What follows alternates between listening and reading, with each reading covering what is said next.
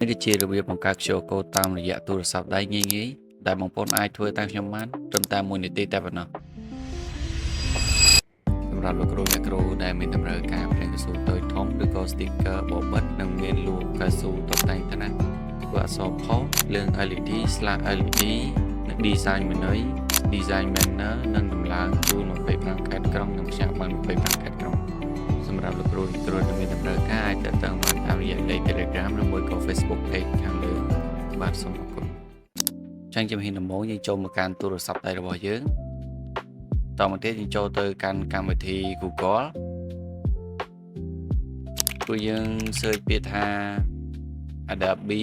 QR ខ្ញុំនឹងដាក់អក្សរនៅខាងលើហ្នឹងឬមួយក៏ចុច link នៅខាងក្រោមវីដេអូមួយនេះក៏បានដែរអ្នកគ្នាអាចចឹងបន្ទាប់ពីនោះមកចុចពាក្យថា search ហ្នឹងមកយើងគ្រាន់តែ scroll ចុះមកក្រោមបន្តិចយើងឃើញពាក្យថា free QR code នេះមកបន្ទាប់ពីយើងចូលក្នុង website យើងនឹងឃើញកន្លែងដែលយើងដាក់ link URL ចូលបានហើយបន្ទាប់ទៀតយើងទៅ copy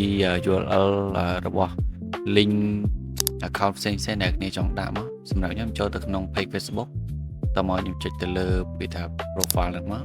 តមកយើងកន្លែងទៅលើខាងលើយើងឃើញ tray 3យើងចុចលើ tray 3ហ្នឹងមកតមកយើងឃើញតំណ link មួយគេដាក់ថាតំណទំព័រអញ្ចឹងយើង copy វាមកយើងយកមកផាសកន្លែង URL ហ្នឹងមកយើងដាក់ link ហ្នឹងចូលយើង generate QR code ចេញមកបានហើយអញ្ចឹងចាំតិចទៅ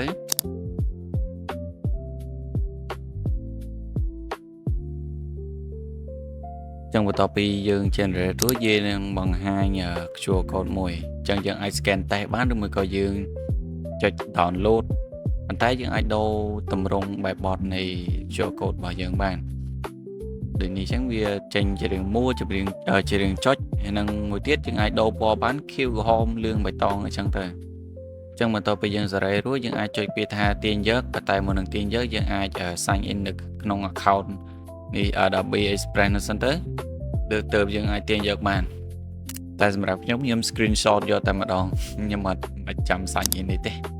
អញ្ចឹងយើងបាន QR code ហើយយើងអាច scan បានអញ្ចឹងមានន័យថាកម្មការ QR code របស់យើងគឺបានជោគជ័យ 100%